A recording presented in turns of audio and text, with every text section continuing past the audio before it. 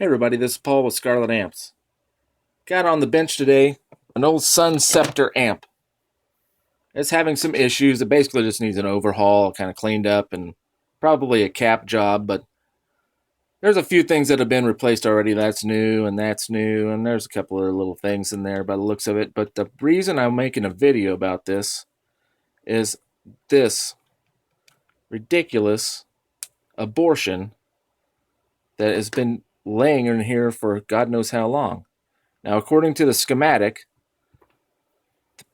B plus coming from this rectifier tube is coming out of here, going to the standby switch. It should go to a 30 microfarad capacitor at 525 volts through this smoothing choke, and then to this 20 microfarad capacitor.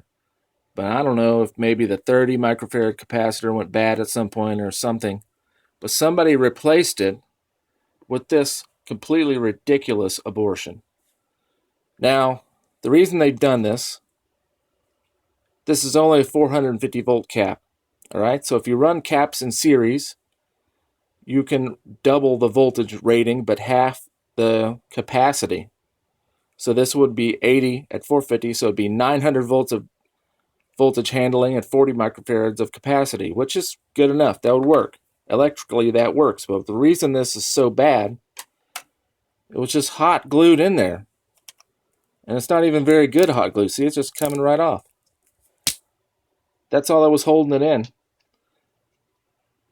This cheap electrical tape, when you do this, each cap carries half the voltage, okay? So the power comes into the positive on this cap and then energizes this shell, the metal shell on this cap, and then the shell is connected to the positive of this, and the negative of this is was connected through this blue wire in a real shitty way to ground.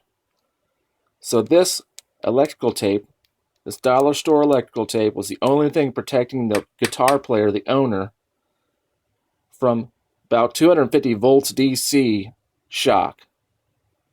So not only is this stupid, incredibly dangerous, and reckless, but this is what you get if you don't have your amp serviced by someone who has sense. You need someone who knows what they're doing. What's funny about this is somebody knew enough to find these caps that would work, and they knew they had to series them up and put balancing resistors on there so that one doesn't get overcharged and all this. But they didn't have the sense enough, so they were technically smart, but they didn't have the common sense enough to know that electrical tape and hot glue is not a proper way to do that when you're talking about basically the safety and life safety of somebody. The only thing protecting you, the user of this amp, from 250 volt shock or more is maybe this fuse will blow. Maybe. Depends on if they've got the right fuse in there. I haven't actually even checked that yet.